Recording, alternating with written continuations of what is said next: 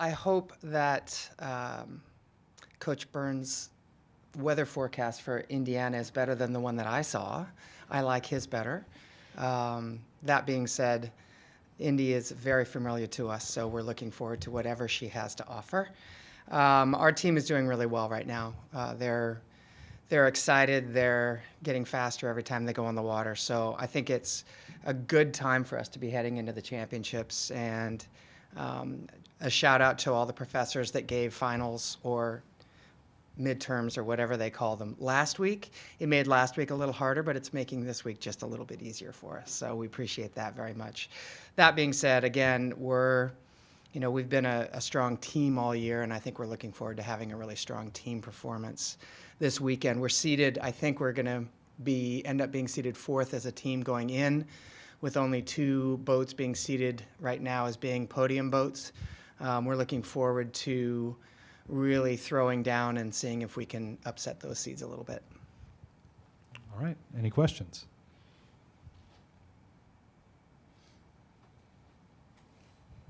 Have they progressed? Has your team progressed the way you had hoped? You saw this at some point recently? Yeah, absolutely. I think we had a good performance at Clemson. We had a better performance at Princeton with Princeton and Syracuse.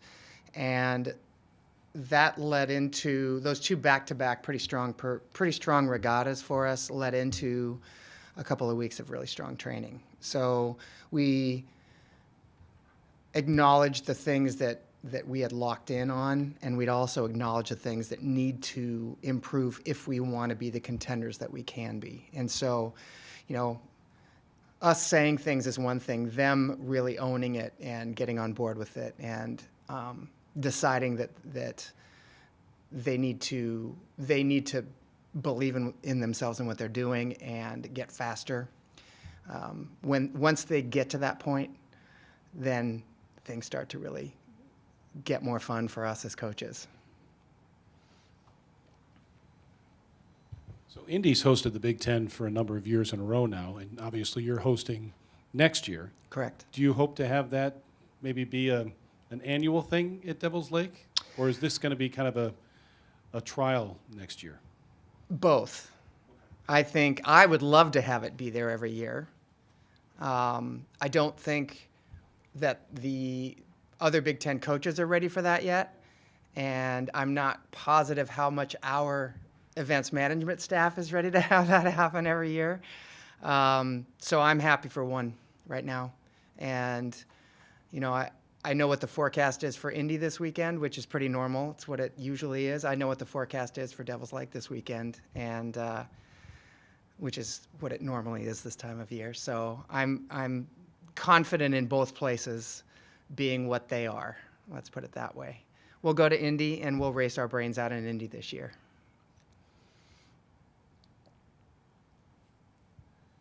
Paul? You look at your schedule and you race like basically 4 times this spring. Yeah. I'm pretty sure there's probably no other sports like that where you race 4 times and then you're in your championship season. Do you ever think that's crazy? Or Do I ever think that's crazy? do you always think that's crazy? Yes. I always think that's crazy. Part of it is what we do. It's just because of where we are. And I think the craziest thing we do is start racing before we're practicing here. And we did that this year at the Cardinal Invitational. It paid off. Those are calculated risks on our part. And, we just are confident that we'll be okay there and that we're going to get a lot faster through this season. It's always a challenge to figure out ways to get more rowing in and more racing in, and have it not bite us in the butt at the end of the season. So it's always a work in progress. We're already working on next year, but this is what we do. And ideally, 5 or 6 is all we're probably going to get. So we have to make the most of that. And I think the good thing about that, honestly, is the athletes will take ownership of what they're doing right away if they want to be successful. There's not a lot of trial and error. There's some, but they've got to take take that and run with it, which we've had some issues with in the past. Going back to your earlier question, I think that's something this year they've done well with. You know, they're not having the same conversations when they come off the water each time. You know, the conversations are evolving of things that they need to fix instead of having the same issues. Well, next time we'll do this. Well, we're running out of next times. And that's not the case this year. So that makes me I'm pretty confident of the boats that are going to show up, and I'm pretty confident that they're going to be faster than they have been.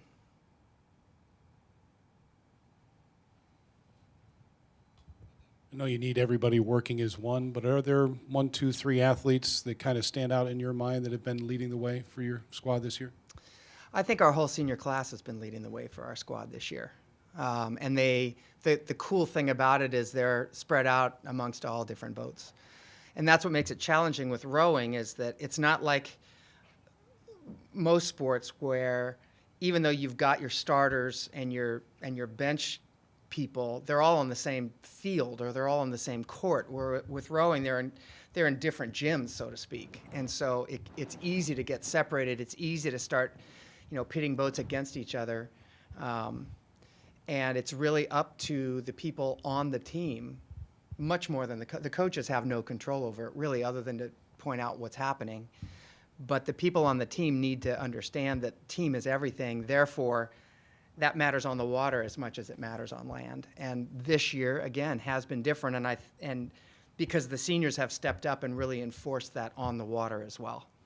I think Marin Schultz, Callie Hebert, Morgan Freeman, they're the 3 women that are in the stern 3 of our second varsity 8. And they have been instrumental in being that voice of, hey, we're all in this together. It doesn't matter what boat you're in. We're all in this to make the team as good as it can be. And if you have that kind of leadership in the boats, you're going to be fast, and you're going to probably be faster than you maybe physically should be. And that's our goal. We're still a bunch of walk-ons for the most part that are going up against international athletes, and we are going to compete. And it's because of that mindset and the hard work that they're doing, of course, that makes that possible. Paul, to go back to your question, it's sort of like if you're on a salary and you start thinking about how much you're making per hour. If you start thinking about that and you're comparing yourself with, baggers at the grocery store, not to say that that's not a great job, but you want to stop thinking about that. And it's the same thing with racing versus practicing. We're talking hundreds, if not thousands of hours for every minute of racing that they're getting. So we just like to think of it all as a process. Going for 11 straight NCAA tournament bids, basically. And the basketball team here went to whatever it was, 19, and it was hugely celebrated. How hard is it to make it 10 or 11 straight times in a championship like that? It's really hard. It's really hard. And it's getting harder and harder in women's rowing. Women's rowing in the past 5 years has taken a huge leap forward. And we've been in front of that curve. We've been able to continue to get faster also. So it's really hard. Anytime you are looking to qualify for a national championship, it's a really daunting task. And so I'm really proud of this team. I wish I could say it was a little bit longer. The year we didn't make it, we were on the bubble, and just came up a little bit short. So we've been in the hunt for a long time now, and now we want to be in the hunt for podiums, and that's been our focus. So number 1, you got to get there. And then number 2, you want to be good enough to compete there, not just participate. You talk about getting harder in women's rowing. It seems like the Big Ten every year. A couple of years, Indiana. A couple of years ago, Indiana kind of joined the better teams. Yep. This year, it seems like Iowa has taken a huge jump. Yep. Just talk, maybe it's with handicap in the field this weekend at the Big Tens, talk about the strength of everybody. It's awesome. Last year we had 5 teams get selected from the 8 schools that participate in the Big Ten rowing championships. I think they'll go 4 or 5 deep again, depending on how competitive the championship is.